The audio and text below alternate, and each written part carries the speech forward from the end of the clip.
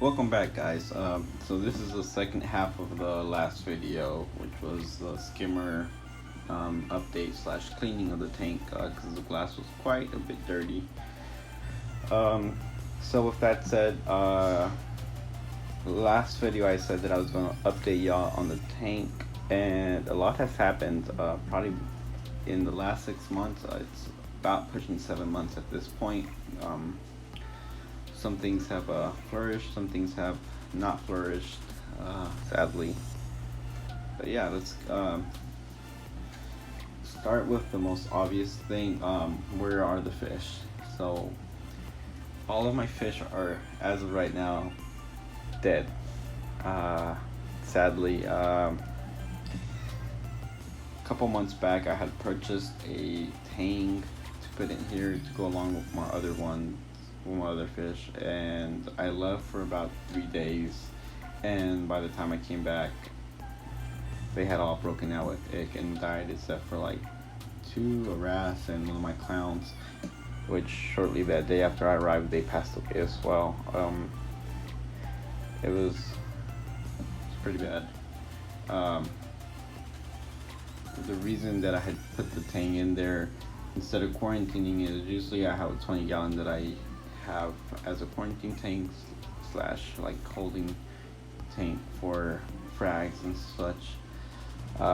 Unfortunately I had sold the tank right before I bought the tank, so I just placed them in there and thought it'd be alright. Sometimes you roll the dice with that kind of stuff, and sometimes you end up losing, and I definitely ended up losing on that one.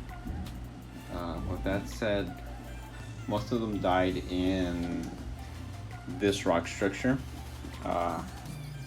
and that rock structure, sorry, can't get my words together today, is composed of about 5 or 6 rocks that have been epoxied together.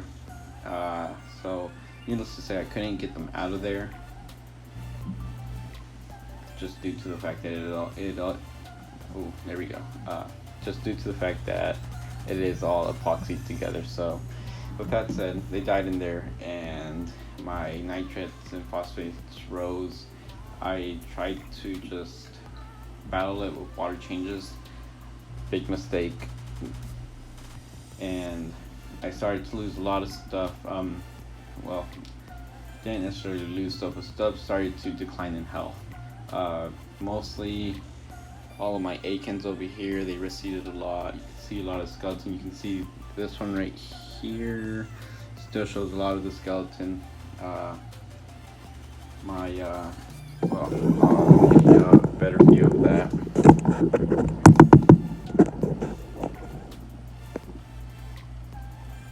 Yeah, most of them in there had it pretty tough.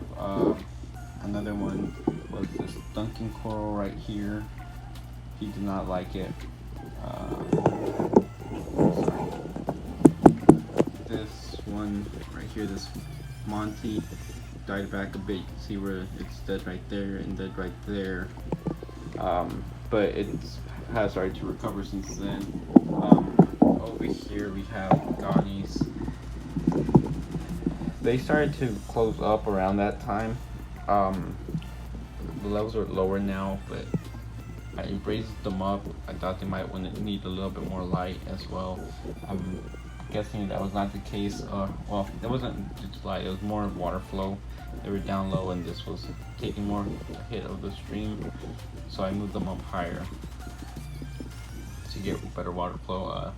They didn't really care for that, so probably gonna be moving them around here in the next week or so. These two right here took it pretty hard. Let's see, give me one sec.